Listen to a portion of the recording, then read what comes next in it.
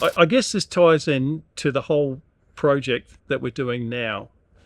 Um, a lot of people have asked me why I do it on the Capricorn Coast. I've had the same question for other people. I've got friends who are musicians, who are actors, theatre makers, filmmakers, whatever. I said, why do you guys do it here? On Queensland's Capricorn Coast, the land meets the sea with an unhurried confidence. It's a place shaped by tides, by distance, and by people who choose to stay. Beyond the postcard views, another current runs through this region, one made of stories, sound, movement, and light. This is the live entertainment industry of the Capricorn Coast. Here, filmmakers turn local streets into cinema. Theatre makers build worlds on modest stages. Musicians carry rhythm from pub to park to festival. Dance and acting educators shape confidence, discipline and imagination in the next generation. And within council chambers, arts and culture advocates work to ensure creativity has a place in the region's future.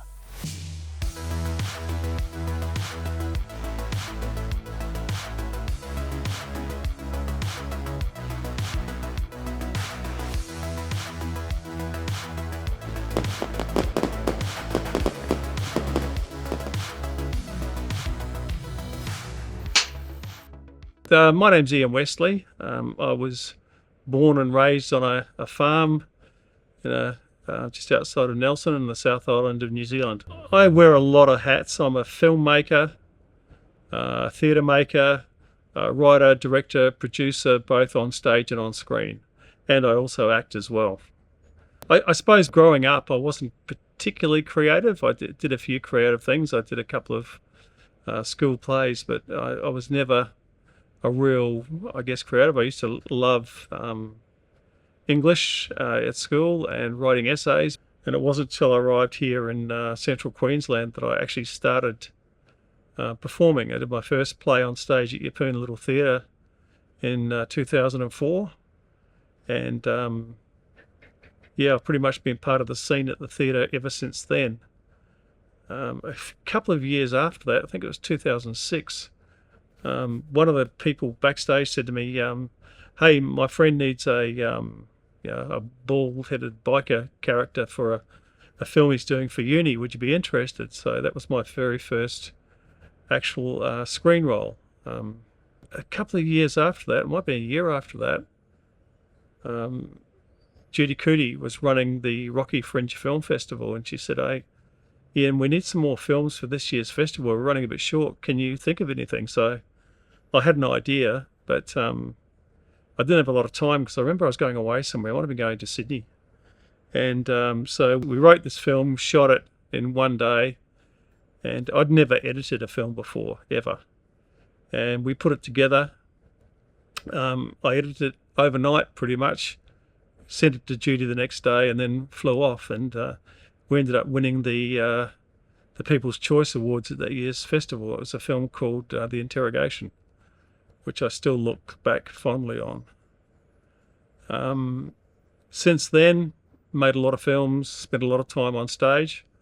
And in 2016, we shot our first feature film, well, so far to date, first and only narrative feature film called Lost and Found that we shot in Rocky.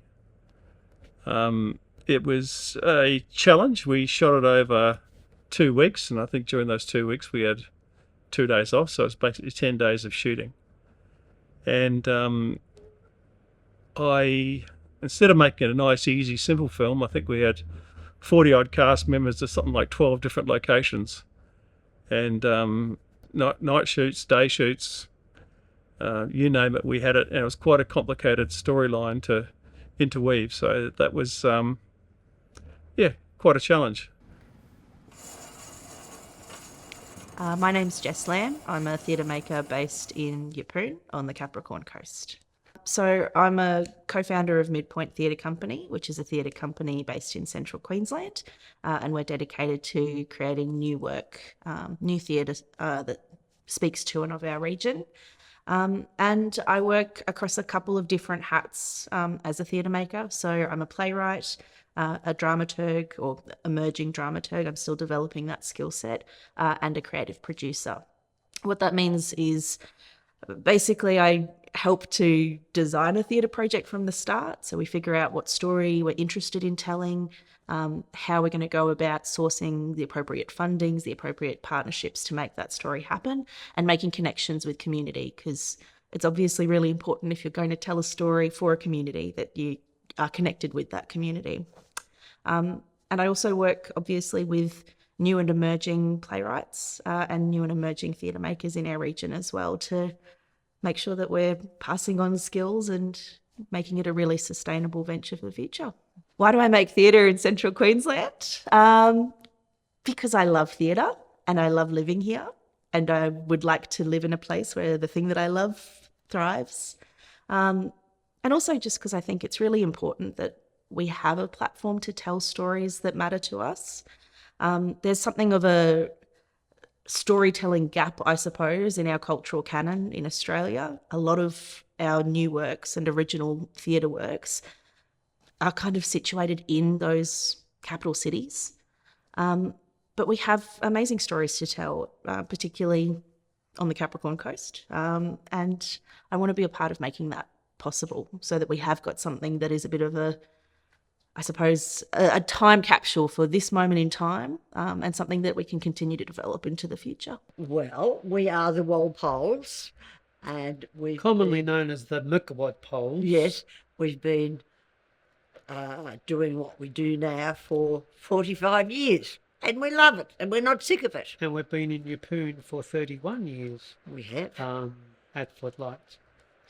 Well, we're very, very lucky in that we run Footlights Theatre Restaurant, and Kay writes the material, and we do cooking, we do everything. And the only reason why we do everything is because that we work much cheaper than anybody else. And so it has its perks. No, we just complement each other extremely well in that. To do a business like this, or to run a business like this, it is extremely difficult. People think it's easy because they see the finished product, but it's a very involved thing, and it can be frustrating as well that the work that you do doesn't get acknowledged as much as what it should. There's only one reason why you do it, and that's because you love it. Yeah. You wouldn't do it for the money. Never do it for the money.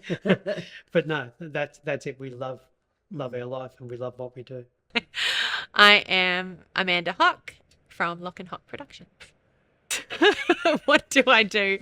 I am a director, I am an actor, I am an educator for theatre extravaganzas in our region. A singer. A singer, yes, I'm a singer as well. A performer, yes. Why do you do it?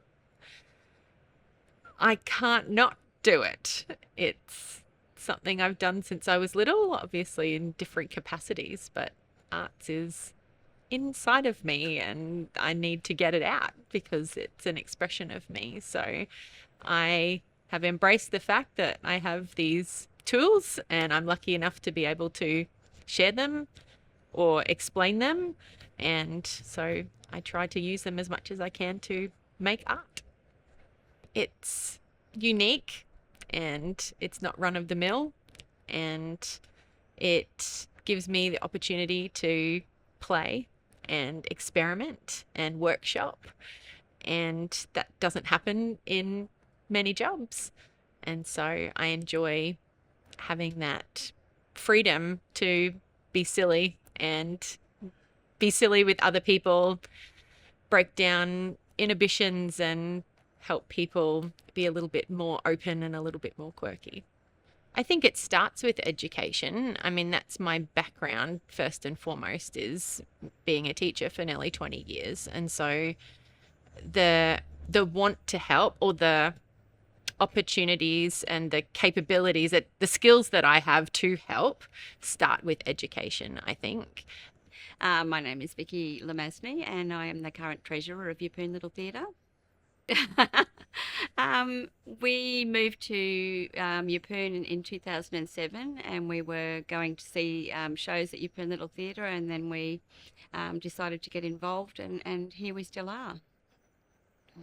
Why do you want to get involved? New town, and we were looking to meet people. We were interested in how the community theatres run and being part of the productions.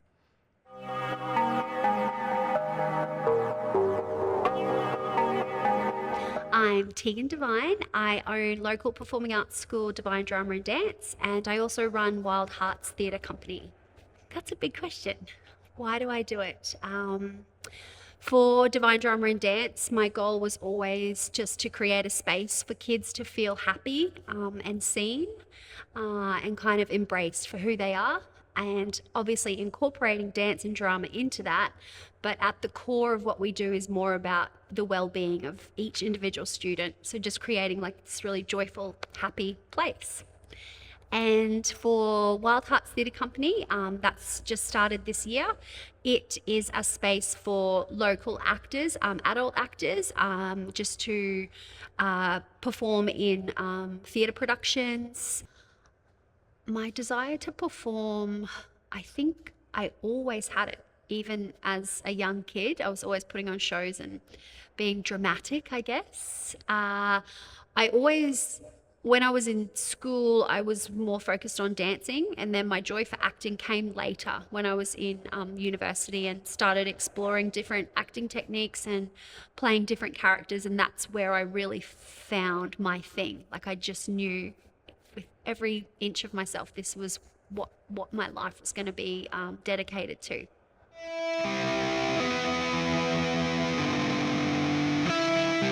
My name is Kim, and I am the founder of the Sandy Crack Reef Festival. That's held in Emu Park every second year. Yeah, I'm in a band, and I'm in the Masters of Mayhem. And we are actually a collaborative that founded the Sandy Crack Festival, Reef Festival. It started as the Sandy Crack Festival. Together, or I dragged all them in, and we all put our funds together to put on a shindig in Bell Park. And then it evolved into what it is. Multiple reasons. I put on the Sandy Crack initially as I always wanted to play at the Pine Beach Hotel. So super simple. I wanted to play in the beer garden. It's very hard for the Masters of Mayhem to go anywhere in Emu Park because we're a bit of a loud band, but the Pine Beach Hotel was happy for us to play with others. So we made it, we have a mini festival. I like playing music. I like integrating. I like exposing everyone to the music that's in our region, especially alternate music and music that's just from out of town. It's music that you wouldn't hear every time you go to the Strand or the Criterion. So just gives all artists a platform to do their own thing rather than play Jimmy Barnes. As much as I love Jimmy Barnes. I'm Sophie Rose Raymond. I am a singer-songwriter. I'm 28 years old, and I've been doing this for 16 years. I was always singing, basically, as soon as I came out of the womb. And I remember having like a little hi-fi microphone that had like an actual amplifier that I got for my 5th birthday. And my family on my dad's side would do lots of skits and very performance kind of centered family. And I loved singing, and I just can't do anything else. Not because I can't, because I don't want to. Well, I think the look on people's faces when you sing their favorite song, especially kids, is just so very rewarding. And I connect with music that I love to listen to, and it's always nice to be on the other side of that, to write and perform songs that people really connect with. So, yeah. I'm probably going to end every single answer with, so, yeah. That's okay. That's all right. You're going to cut that out, right? Of course. You're going to make me look good, right? Have I never not made you look good, Soph? No, I think you've always made me look good.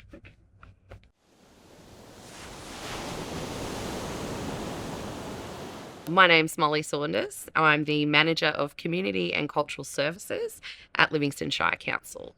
So that includes libraries, the community centre, events and engagement, communications, community development, sport and recreation, and strengthening family connections, which is our counselling service. I do all the fun stuff. I'm very lucky. I do it because local government is the closest to community. I'm really passionate about working for the community that I live in, raise my family in, have friends and family in. I love being connected to where I live, and this work allows me to do that in a meaningful way and have some input and influence over how we do things in our community and what we elevate, and how we get together, how we connect, why our community is so special. I get to work in that space, so I'm very lucky. In small regions, creativity wears many hats. Artists are often producers, technicians, teachers, marketers, and mentors, sometimes all on the same day. Resources are limited, audiences are smaller, opportunities can feel far away, and yet the choice to create here is deliberate. So I have had opportunities to work in theatre in Brisbane previously. I've elected not to make that move, and I know that that's a little bit of a risky choice, I suppose. A lot of the industry is, in Queensland at least, in Brisbane. But also I think that there has to be something said for being able to improve that situation regionally. If we want to be able to have regions that are really vibrant, we need artists who are willing to stay in the regions and invest in the regions in the long term. I will say that I really love working in this community, not just because we have those connections to the community, but also because there is something to be said for being in a place where you can forge your own path. We do have so many opportunities to create something and see that process through from the very beginning to the very end. Whereas if you're working in a larger operation, you often just get to see a tiny slice of that creative process. So it's really exciting to be able to take on more of a holistic role in a theatre making project. In terms of why I choose to make theatre here specifically, I mean, do you want to take some bee footage of outside? It's beautiful here. Why do I do it? That's a really good question. I do it because it's fun. It's a creative outlet. But I also do it because it helps to employ local people who would not normally get the opportunity to do this sort of thing. And when I say employ, sometimes we don't have the money to pay them, so it's just, we get people involved. And I know that two of the people who are involved in Lost and Found, to the young fellas in the crew, have gone off to do bigger and better things. And so I think it's a good opportunity for those guys to work on something they wouldn't do. I have a lot of ideas that I want to get out, a lot of stories I'd like to tell, and I think there's some important stories around. For example, we did a short film a couple of years ago called Curlew, which was written by Travis Hock, and that had a very important local story to tell. And I was lucky enough to be the one who was able to direct it and produce it, along with Elizabeth and Travis, of course, who wrote it. Well, Gareth's sister lived here. She's gone somewhere else now, but she lived here. So we came up for a week's holiday in the school holidays, and she happened to mention, she said, you know what, there's a restaurant for sale. And where we were in Geelong, we were in a theatre restaurant there, but it wasn't our place. We didn't own it. And so she said, come and have a look at it. So we looked and we saw the possibilities. We've done a lot to it. Kay saw the possibilities more than what I did. Yeah, probably. She saw that it could happen. And so we thought, because all our families were down there in Geelong, our families, and, it was a big decision to make, but because we worked so well together, we said, yes, let's do it. So with the holiday that we had, we were only here for about 5 days, and we made that decision and we signed the contract before we left. So, Yes. as I always say, it proved to be a very expensive holiday. We'd been here a couple of times before that, hadn't we? I think we visited here a couple of A times. long time ago. Yeah. But on this occasion, as Kay said, this restaurant had been empty for about 3 years or something. Yes, So yes. the owner was ready to sell, and because there was nothing here, so there was only a platform where the stage is now. Yeah. And So that's, as I said, Kay had the foresight to see that yes, it could be done. I was a little bit more reluctant, and probably because I'd lived in Geelong all my life as well. But I don't know. I guess we just loved what was here. yeah, and the possibilities. And we've extended the restaurant. We've created the TIV down there.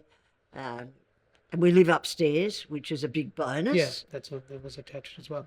Which once again in Geelong we had the living quarters there as well. And more or less what we've tried to do here is duplicate what we had in Geelong.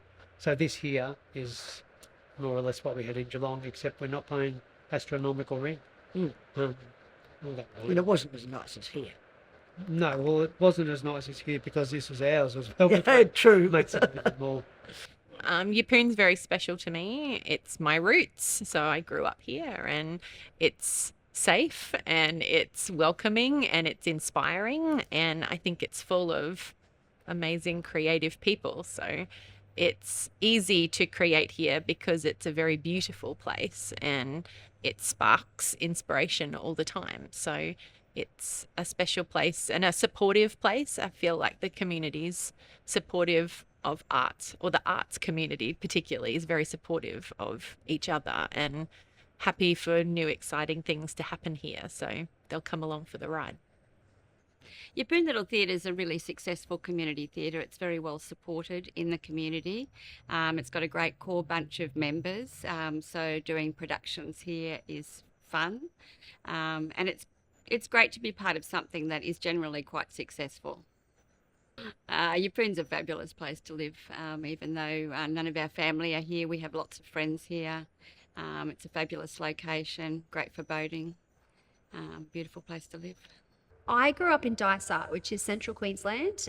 Then I did university in Rockhampton. So I have, I guess, connections, and my roots are here, like family is here. I travelled a lot to Brisbane and the States to further my training and study. And when I'd finished all of that, I really had this strong desire just to come home. And then my husband got a job in Rockhampton. So we decided to relocate here. And I thought, I'm just going to give this a try. This is what I love to do. Just start teaching some classes. And yeah, I've never looked back. That was 13 years ago. So yeah, I just love it here. I love the town. I love the ocean. I just love the community. Obviously, I've made a family here, and we've really built a life here. And I think the creative world in this region is actually busting with talent and excitement. And there is so much you can do here. And there are so many people that are happy to collaborate and work with you and create new, exciting things. And I think, yes, there would be opportunities in the city. I feel doing it here, you almost have more freedom because you have the gift of time. Whereas when you're in the city, you're working so hard to afford to be able to live there that the time for performing was a lot smaller. That was my experience when I lived in the city. Spent so much time working, teaching. There was not a lot of time to be in rehearsals for shows and things like that. I do it because I'm a proud Emu Park resident. I love Emu Park. I'm born and raised in Sydney, moved up to Emu Park when I was 14 years old, and I've been in and out of the area over the years, but I've always resided in Zilsey, Emu Park, because I just love it. It's the beaches, it's the people, it's the town, it's the lifelong connections that I've made that have dragged me back and kept me here. And now I've just actually sunk my teeth in and made a fist of life, if you will, here, and that is a big part of that is the festival and the band that I'm in. I think taking out of the fact, friends are huge. The fact I went to high school here is big, and the I connected. A bit of a backstory. I didn't connect with many of my peers back in the day. It was only when I moved up to the central Queensland as a 14-year-old kid that I found myself, and that was in the comfort of the friends that I kept. I'm still friends with all of those people today. My family is here. The beaches and the landscapes that are here. I just love it. I'm a beach baby. I love it. Connection with everyone that I work with, whether it's the committee, the musicians, the stakeholders, that everyone. You need to have a good relationship with everyone in order for the relationship to grow and evolve. And it doesn't do that if you don't have strong bonds. So what's the best way to put this? My friendships in the area that I've formed since coming back 10 years ago have a lot of come from this festival because of the bonding, and people just gravitate towards the same thing. So you're actually with like-minded people. You're with the creatives. You're with those that care about the entertainment, the coast in general, all that sort of stuff. It's all, people and connection. And music. Oh, my goodness, the music. It's good to have a diverse, eclectic mix because people will only listen, might tune out, I feel. Like I have a very short attention span.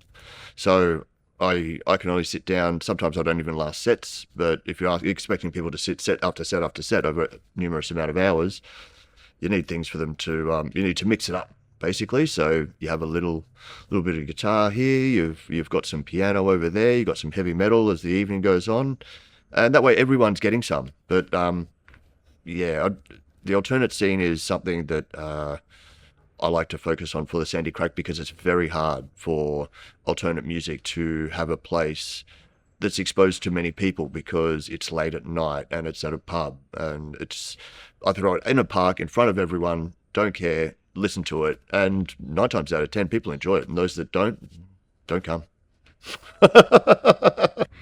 I think that in order to move away from the community and the name that you've made for yourself in your own little town, you need to do a lot of preparation, a lot of marketing, but also I feel like in the bigger areas in like Brisbane and Sydney, there's a lot of opportunities, but there's also a lot of musicians, and they're all wanting to go after the same opportunities, whereas in central Queensland there is a demand for it. There's a demand for live music and there are a lot of talented people, but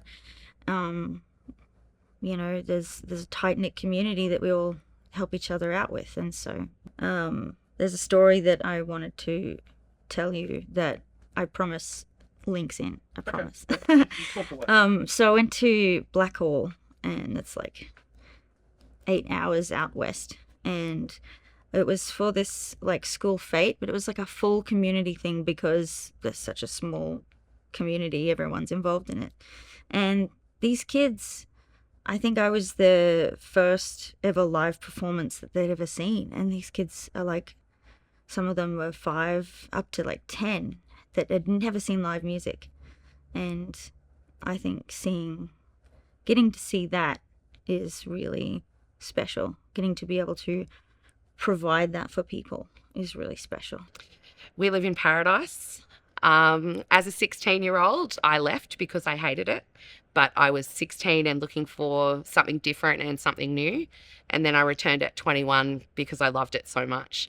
And I'd seen many other different places and experienced other communities. And although I enjoyed that very much, I gained a new appreciation for what we have here and what's special about where we are and special about the people that live here. I often say to people that, it's important for me to be able to go and do business in a way I need to do business, but I don't have to wear my shoes when I go to do my grocery shopping. And to me, I love that balance. I love that balance. But challenges remain. Funding is competitive, infrastructure is stretched, sustainable careers can feel just out of reach. Talent is sometimes lost to the larger cities, chasing opportunities that regional areas struggle to provide. The question is not whether creativity exists here, it always has. The question is, how can it be supported to grow? When I decided that I wanted to be an actor, I actually had an agent and my agent was based down in northern New South Wales. Very good agent. But the problem was that whenever I was needed for an audition, it was usually fairly short notice. So she'd call me at 3 o'clock in the afternoon or whatever and say, hey, I need you in Brisbane tomorrow morning for an audition. And that was really hard being based up here. So I no longer have an agent because I couldn't go to a lot of the auditions, and I wouldn't say it was a waste of time. It just didn't really go anywhere. Why I make films here is to give those younger people in this region that opportunity. We wanted to be able to pay people here so they didn't have to move to a big city to do what they really want to do and what they love. Also, it's a great place to make films here. We've got beaches, we've got bush, some really cool alleyways. You can really do whatever you want to do and make whatever type of film you want right here. So there's really no other reason to go anywhere else. Also, there's a lot of talented people here, and we have a very great, thriving arts culture. There's a lot of theatre in this area. So that's why I do it here. The biggest challenge for creating theatre here, I think the big one that is facing all of the regions is funding. It's not a secret that the regions don't get as much arts funding as our cultural capitals. And so it does require a significant level of advocacy on our part. There's also that experience of cultural cringe where not just for us convincing funders the quality of the work is there, but also us convincing our own community, our own audiences, that work that has originated from our community can still be professional work, really great quality, and something that is worth seeing regardless of whether it is locally produced or if it had come from somewhere else. Another challenge that we have on a local level is just around venues and space.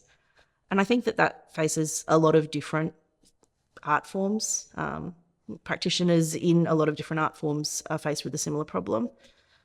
I don't have a solution for that one, but I do think that it's really important that we do keep thinking about how we can make our infrastructure work for all of our community, and that includes our artists. It was such a big move to pack everything up and create this. If we left here, we would go and start somewhere else, but that was too big a job to do that. And no, But we I didn't guess, ever really and think of that, did we? No, and people, well, obviously people have loved what we've done. At the beginning, we had our knockers. They said that it would never last. Oh, They yes. said yeah. that in the newspapers. 3 and months everything, they gave us. that you wouldn't last. You're living in Victorian times, and they didn't mean Victoria as in Victoria, the state. But they didn't know us, and we knew the product we had was good, because we'd been in Geelong the theatre restaurant in Geelong for a fair few years. Yeah, 14 years. Yeah. Yeah. So we believed in the product that we had, and we believed in what we could do. Yeah, I mean, there are times when business isn't so great, you think, oh, why do we bother? Yeah. Or can I cancel my booking for Saturday night? Yeah, but not seriously, no, because of what this is, and Yeah. we couldn't get any better than what we've got here, Yeah. because it's got everything that we need. So Including an acre down the back with Yeah. our dogs and woodchooks and yes. The biggest challenge for what I do is it being recognised as an actual real life job rather than a hobby. A challenge of doing it here in a small community town, I suppose, is the fact that it's a small town. So there's not a lot of spaces and not a lot of places to expand feelers. So I find that a challenge. But in saying that, I feel like there's always a flip side. There's always someone who is willing to help or someone who is willing to figure out a way with you. So it's a challenge, but sometimes it's job job-related challenge. Depends on what you're working on. But yeah, maybe it's just the time that I grew up. Maybe it's the my family. Maybe whether they recognize or that it's an actual job. I think when you grow up and you do singing and drama and dancing as the extra to school, and then you finish school and it's sort of like, okay, now let's get serious. What are you actually going to do? It's trying to box up these talents and thoughts and dreams and things that you have inside of you, trying to box them into something that doesn't always correlate with that. And so teaching was the most make sense thing for me to do at the time, because I could still use drama and theatre and performance in a classroom, and I love to do that. It's just the teaching job itself is not what I love. I love to perform as well, and for that to be recognised just as much, to have as much street cred as a teacher does. Biggest challenge is getting enough volunteers and also creative participants. There's so much available in this region that all the talent is pretty widely spread. For running a performing arts studio, I guess, is we really try so hard to keep a unique twist. We want it to be an experience. We want it to be kind of different from anything else that's out there. So constantly having to refresh our programs and learn new things about how to teach on that deeper level. So it's that constant, never getting stuck in our ways. We're constantly changing and finding new ways to make it exciting and fun. And our whole vision is joy. And so we try to implement, even in a more structured dance class, we go, how can we make this fun? How can we take this class and make sure every kid in there is having just the best time or the best part of their day? So that constant readdressing and rewriting programs, I guess, is challenging, but it's also great because it keeps us all on our toes and working at that higher level. Whew. I think it's very physical, having to set up the PA and having to keep maintenance of everything. But I have to go to gym to keep up with being able to lift half of my equipment, and that can be challenging considering I have chronic pain as well. I do all of it by myself, apart from performing. My band is with me, but the marketing and the promotion and everything, and writing the songs and everything, it's a lot to deal with, but I also can't outsource because I don't have the money for that. And the other thing I would say is that's a challenge is very drunk people that don't understand boundaries. And I'm very small, and sometimes they're very big, and sometimes the stages make me a lot bigger than them, and sometimes the stages are like this big and I'm still very small. But most of the time the security's pretty onto it. We do have the opportunity to tap into the Regional Arts Development Fund, which is a collaboration between Arts Queensland and the local councils, and we're lucky here we've got two councils. We've got Rockhampton Regional Council and Livingstone Shire Council. So we do have the opportunity, and we have made use of that. For 2 years, we produced a web series called Cock and Balls in Mount Morgan, and we were fully funded by the Regional Arts Development Fund and the Rockhampton Regional Council, and we shot all that in Mount Morgan, which was an awful lot of fun, and it was really good to do. We got funding to do Curlew through the Regional Arts Development Fund and the Livingstone Shire Council. And I will say that the Livingstone Shire Council's Regional Arts Development Fund is currently funding this project.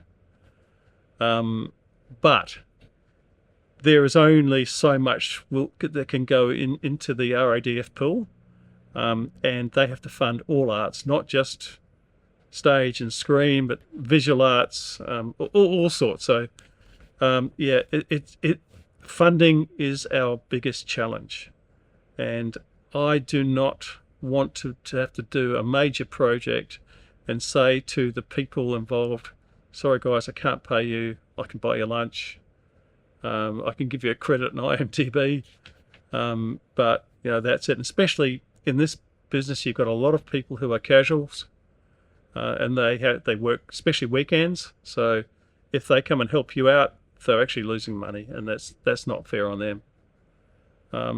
Having said that, we still do a lot of projects with people for free, and I do appreciate that. But yeah, if we had a better funding streams for film and theatre, look, it's probably easier to get funding for theatre projects in this region than it is for film. A lot of the arts funding opportunities that I see look really good until you see the fine print where it says, if there is another funding organisation, state or federal, that undertakes this sort of funding, you must go and see them. But in other words, we won't fund this because Screen Queensland or Screen Australia could do so. So, yeah.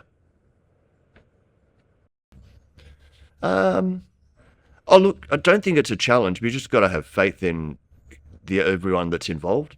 People still need to show up. People still need to perform. People still need to perform to the level that they want to, because they're promoting themselves at the same time. It just buy-in as well, I guess. I can go up and tell everyone about the Sandy Crack just by talking to them about it, but until you're actually in there and looking around at the festival, you're like, oh wow, okay, I get it. And I've been told that a lot by a lot of people. Like, I didn't quite know what you meant until I came here and I see it, and it impresses a lot of people because it's fun and engaging. I know there's costs and whatnot, which is hard for everyone.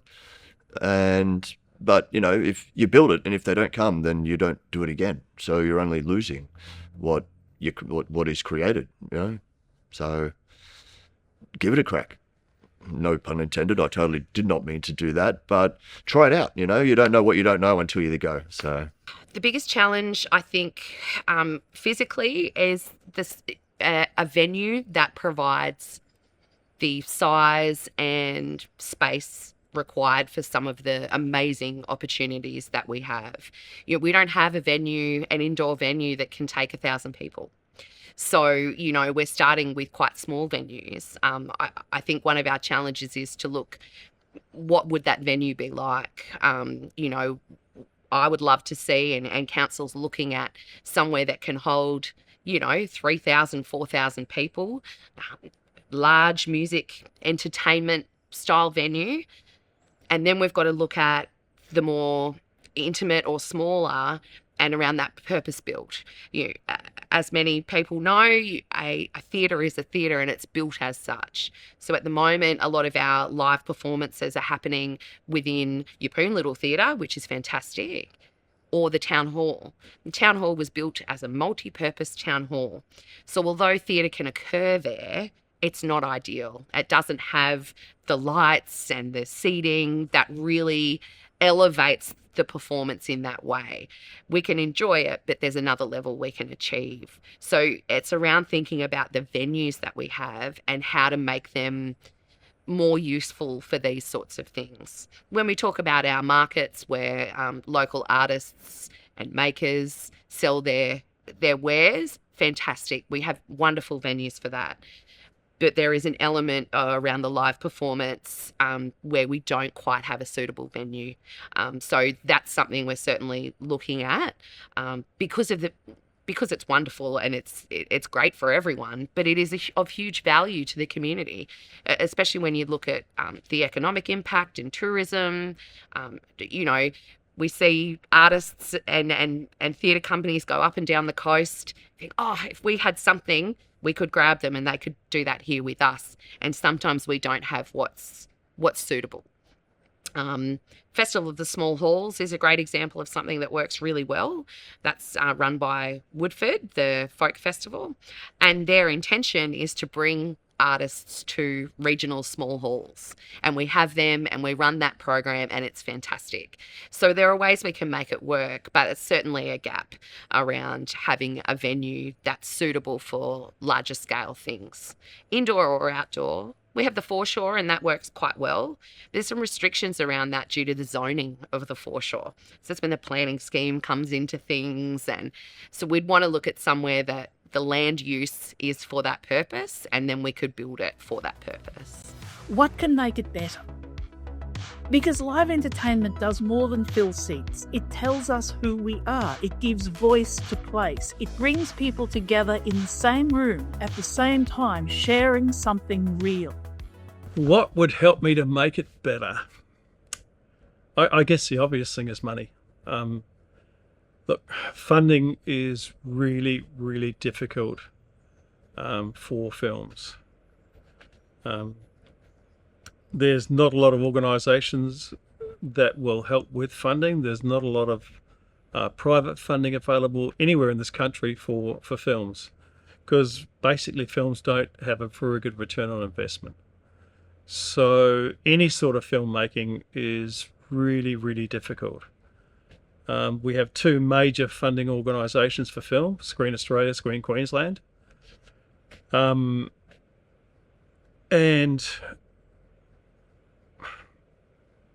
okay, look, Screen Queensland, for example, seems to be, and this is my opinion, focused on bringing large-scale productions to the state. And when I say the state, I mean the Gold Coast, Brisbane. Very, very little of their money goes outside of the region. They do have a presence in the regions now because they built a studio in Cairns. So there's basically not a lot that they do between southeast Queensland and far north Queensland. And the middle is a bit of a dead zone. And every time I see funding opportunities come up, it is for, we have regional funding for projects in far north Queensland or southeast Queensland. Probably getting the most suitable person that fits in with what we do. I'd say that's one of our big challenges. And continually getting an audience too is a challenge. In that, Yeah. in bad economical times, and like COVID, you've got to survive. So you look at diversifying and doing other stuff instead in order to survive. And that's what we've done along the line as well, is diversify to survive. We've got Which you children's drama class every week. Yeah, and Kay's been doing that for... Well, ever since we came. Yeah, and even in Geelong she was doing that as well. Yeah. And that's because she was a teacher and continues to be a teacher as well with the kids. And it really amazes me as to how she continues to do it. I'd be there 5 minutes and I'd say, okay, you can do it. It's all bluffery. I collect the money and get the water.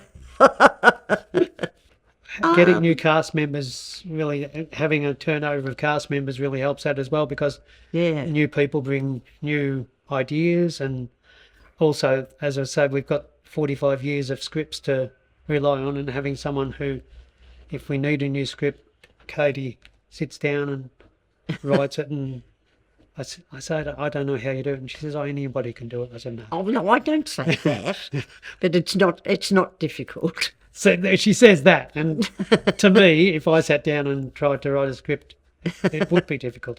When we're looking at doing or Katie's looking at doing a new script, I maybe contribute ideas occasionally, which some of them are used and some of them aren't. But no, and it doesn't really interest me, that sort of thing. I'm more interested in the other side of it. Okay. And it's not difficult but ever since I can remember, I've loved writing and making things up. And I think that what will make the arts in Livingstone in very, very particular thrive is actually a mindset shift for the artists that are in our community. We are doing some really amazing professional quality stuff. And I think there is still that feeling of it might not be that good. It's a secret. I'm secretly afraid that it might not be that good. But I think we need to give that up. That mindset doesn't help us. And I think that when we take a step back and look at the quality of work that is coming out of our community, there's some really awesome stuff happening. And I think we need to be more willing to back ourselves, to have that confidence to say, what we're doing is actually good, full stop. Not good for here, good for the regions, good considering it was made in this community. No, it's just good work. And I think we need to be able to say that with our full chest and with confidence. And the more that we say it, hopefully the more that people will start hearing it, and that will lead to further support. People think because it's local, it can't be any good.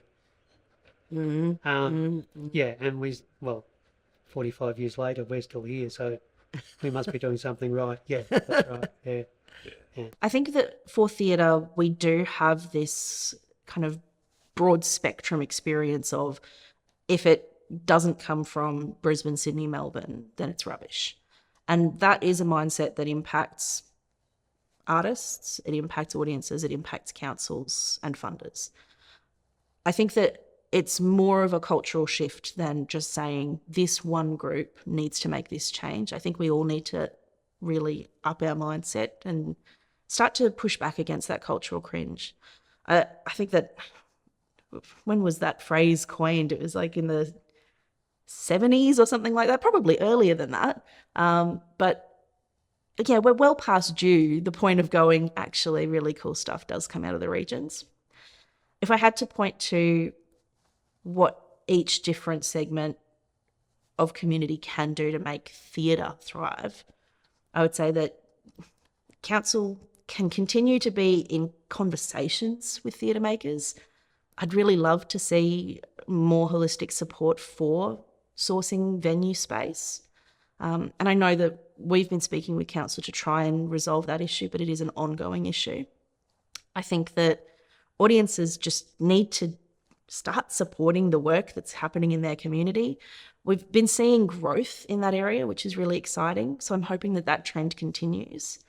And I think that artists also need to get into that professionalism mindset. It's not good enough if we're not paying people. It's not good enough if we're not seeking funding to make sure that people are fairly compensated for delivering professional quality work. And also, you need to do that so that people can be empowered to deliver professional quality work. Something that really makes me quite sad is when I see, enormous productions and I look at it and go, okay, who on stage there will have been paid?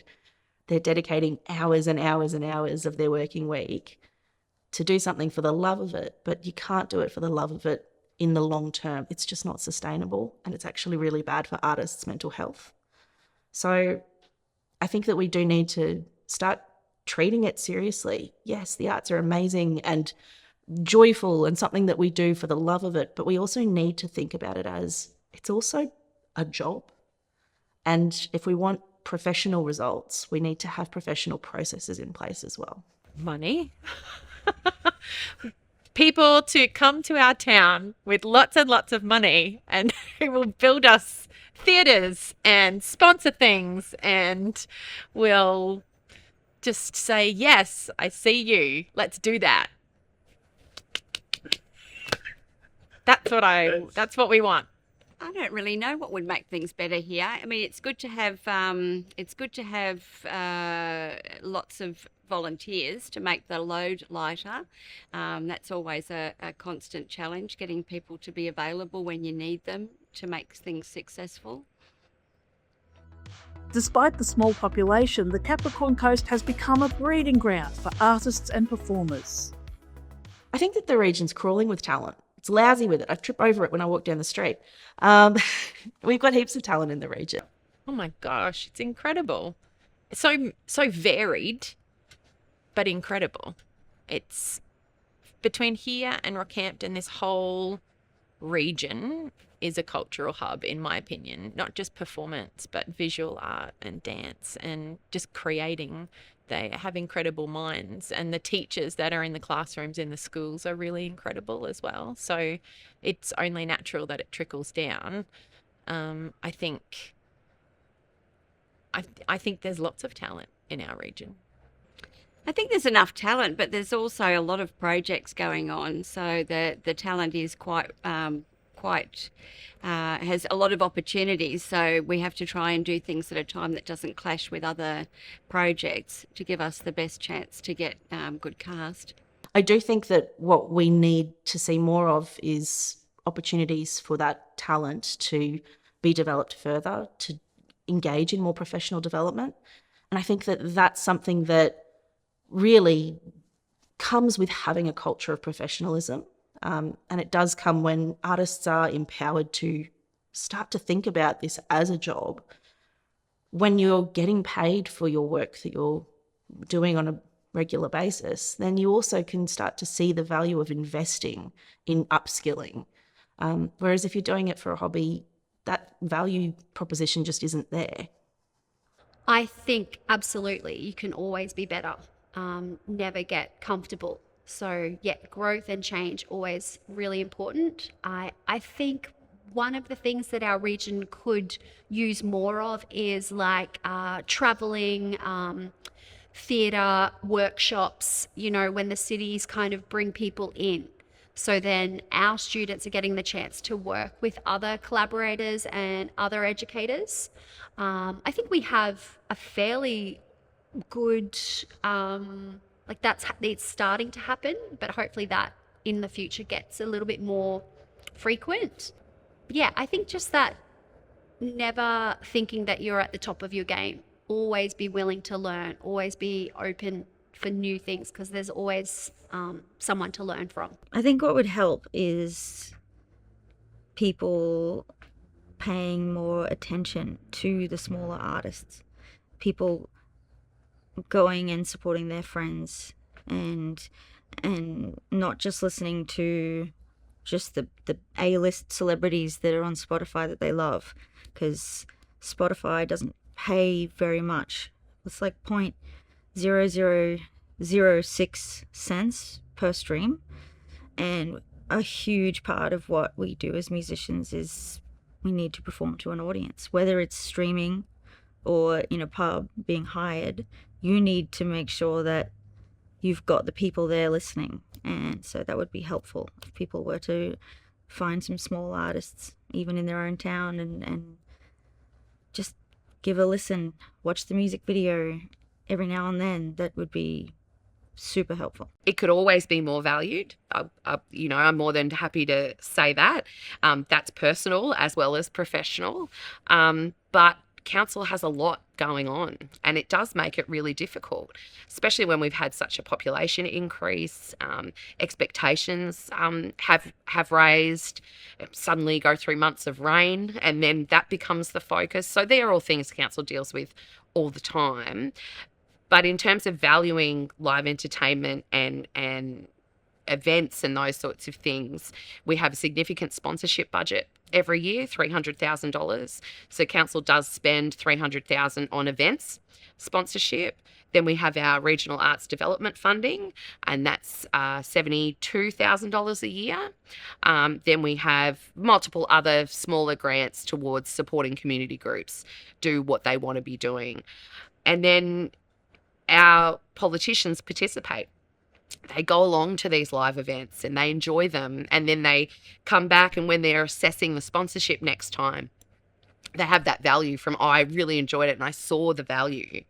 It's also around local people uplifting something, and council is very passionate about supporting local residents, local businesses to do what they want to do.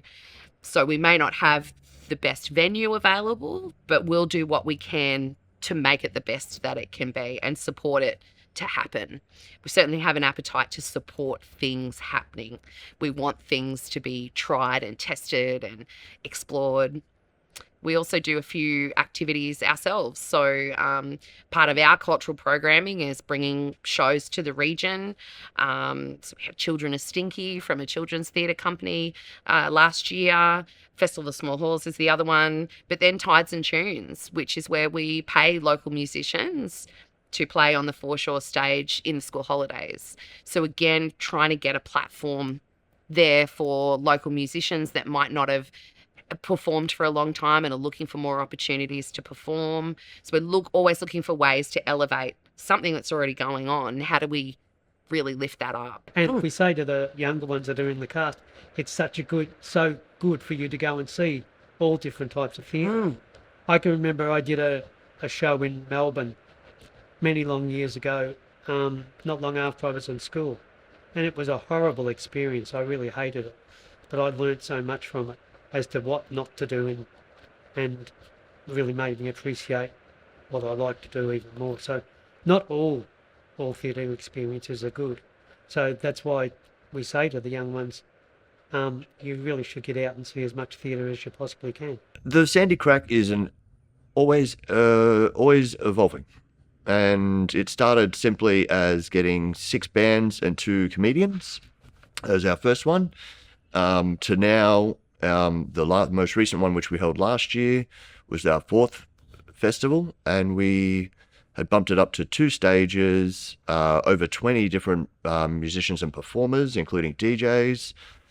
We had some volleyball going on. We have lots of workshops now to engage participants whilst they're listening to the music.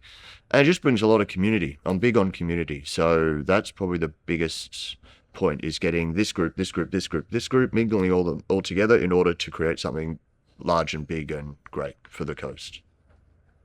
I'm really aware, and I think it's, I guess I'd like to say, I try really hard to look around and really pay attention, because otherwise you don't notice all the cool stuff that's going on. There's so much going on all the time. When I was growing up as a kid, it was legitimate to say there is nothing to do this weekend. You cannot say that now. The choices that we have, the people doing their own thing, council things, business things, theatre things, there is so much going on. I just encourage people to go out and see it. Expose yourself to it. Queen Street Hall, I think, is a great example of a small place, a not-for-profit committee, just trying to have live music, expose people to different types of music. It's cheap to get in. It's a night in town on a Saturday. It's intimate, it's different. That's happening all the time everywhere. So I would encourage people to go out and have a go and see. You might find new music you like. You might find an artist that you like. The art galleries we have now are at a whole other level. We're just so lucky. So I'd encourage people to get out and enjoy it. I think for me, a successful student is someone who's gone into the world feeling a little bit more confident and brave than they did before. So yes, in that way, I see success stories all the time. I love seeing my previous students still pursuing their performing arts passion, whether it be in theatre or photography or anywhere in the creative realm. I like to think that maybe something I gave to them or something I taught them about themselves gave them that confidence to follow their dreams. Whereas they might not have taken that path if they didn't have their time here. In terms of like professional dance or acting careers, I definitely have a couple of students who have gone on to like study acting in cities and things like that, which makes me really proud. But yeah, as I said, my focus is more on the individual, like what kind of person have they become? Are they kind? Are they confident? Are they caring? Things like that. So there's a couple of things that we do have a following in the community of people who've been coming to Yeppoon Little Theatre events for a long time, and those people tend to stay with us and come to see whatever we do. But the other thing is the production that you choose. So if you choose something that's widely known in the greater community, then you'll have a built-in great audience usually. Why here? There is space to experiment. There is connection, not anonymity. There is a deep understanding of community where the audience is also the neighbour, the parent, the student, the friend. The best thing about what I do, is that I'm always doing something different every day. No 2 days are the same. And so it stays creatively exciting and interesting. And also, I get to work with people that I really love working with on a daily basis, and people that I'm going to continue to work with over years and years, as opposed to kind of one-off gigs. It's a really nice environment to be able to create in. The best thing about what we do here in terms of teaching and giving kids this safe space to really be themselves, I think seeing the growth from a student starting out maybe a bit shy, introverted, not really sure where they want to be in the world, and then seeing them grow into confident, happy kids, that's a huge part of what we do. In terms of my own acting journey and being a performer, just this really strong desire to want to be a storyteller and to give performances that are moving. Yeah, that's a passion of mine. For example, last Thursday night we had a tour group in a bus company, and the audience was right on cue, right from the start. 10 out of 10. They just loved it, and the buzz you get from that. Yeah. And that the young ones that we've got in the cast at the moment, that they're experiencing that too for the first time. And to get paid for what you do is really a bonus as well. So, I mean, as I say, you don't do it for the money, but it's an added bonus that you do get paid for it, or that we've made a living from it. Yeah. It's our living, yeah. The best thing about what I do is watching an audience be entertained. Whether that be watching a film that I've produced or directed, or watching their reactions to a stage play that I'm either in or that I'm directing or that I'm doing the lighting and sound for. That's a real buzz, just watching the people get some sort of reaction. Again, ebb and flow, depends on the project, depends on who you're supporting in each of your projects as well. But I feel supported that there is always someone. There's always someone that's going to come. There's always someone that's going to give it a shot. There's always someone who's going to tell someone else, oh, you should go to this thing. And small town does really help with that. And for someone that's been in this town for as long as I have been, it is helpful. I think it's harder for people to come in to a small town that isn't as well known to start things from scratch. But no, I do feel supported. I feel heard. Things can't always happen. You know, I can tell people what I need or tell people what we'd really love to move forward. It can't always happen, but I feel heard. And the other best thing about what I do is being able to do it with Elizabeth, my wife, because she is not only my biggest critic, but she also encourages me and inspires me as well. Because it would be really difficult to do what I'm doing now without that support. Even if it means that I've got to go away and shoot something somewhere, or I'm not at home because I'm rehearsing, either as a director or as an actor. Yeah, she understands that because she's been there and done that herself. And I think, I don't want to speak for her, but I think she really enjoys doing this sort of stuff too. So, and look, there's nothing like doing the first cut of a film or any sort of project and getting her to go sit there and take notes, because she can usually see the things that I didn't see the first time up. If I had to talk to any random passerby about the benefits of theatre, I'd probably say theatre is there for you. It's about making a connection between the story that's happening on stage and the person in the audience that's watching it. It's unlike other forms of media. It's unlike film and TV, even though we're using the mode of acting. There is something really remarkable about being in the same shared physical space at the same time as a performance is taking place. And there's something really special about being able to talk to the person that you've seen the work with before and after, connect with the actors, connect with the playwright, the director. I think it's really special. Every single opportunity is a learning opportunity. So whether that's I learn what to do or I learn what not to do, it's still learning, and it'll take them to their next place of learning. It's the fact that the experiences are here at all is what's important. And I also think all art is about us being able to see ourselves reflected back, and then to stand back from that reflection and ask, is that a reflection that I like? Do I want to be that person? Do I want to have these views? Is it challenging my views? And I think that if we don't take the time out to critically reflect, we're worse off for it. We're worse off for it.